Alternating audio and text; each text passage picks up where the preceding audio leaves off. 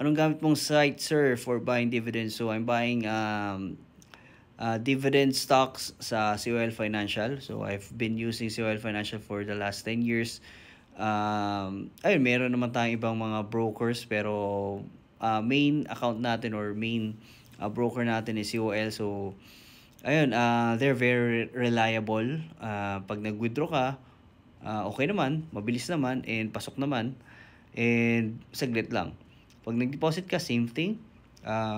Maalagaan yung account mo. There's no issue na during the market open na naghang or nasira or what.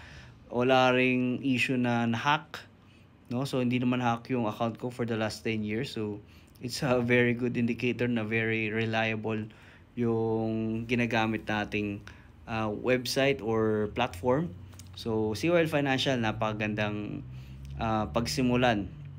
So user-friendly interface, marami kang matututunan doon kasi syempre meron mga free na webinars, seminars.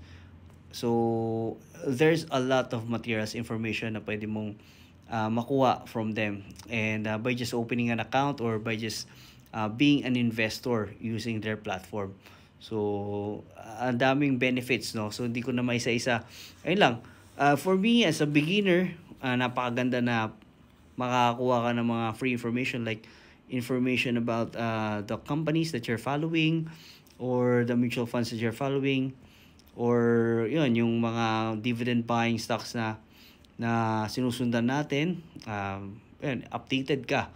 Meron silang mga recommendations, meron silang mga information as to how much, when, and magkano. So yun, yung mga information about dividend stocks. And not just dividend stocks, individual stocks.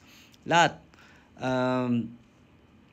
Disclosures, pag may nangyaring pagbabago, changes sa mga companies, kompleto talaga sila. So, wala na akong masabi dun sa part na yon. Dun pa lang, sulit na yung paggamit natin sa platform nila. And, ayun, very reliable talaga.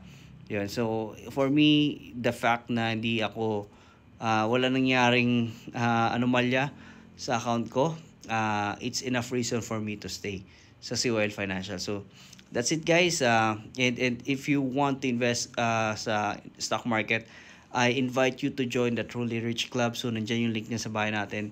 I hope to see you there.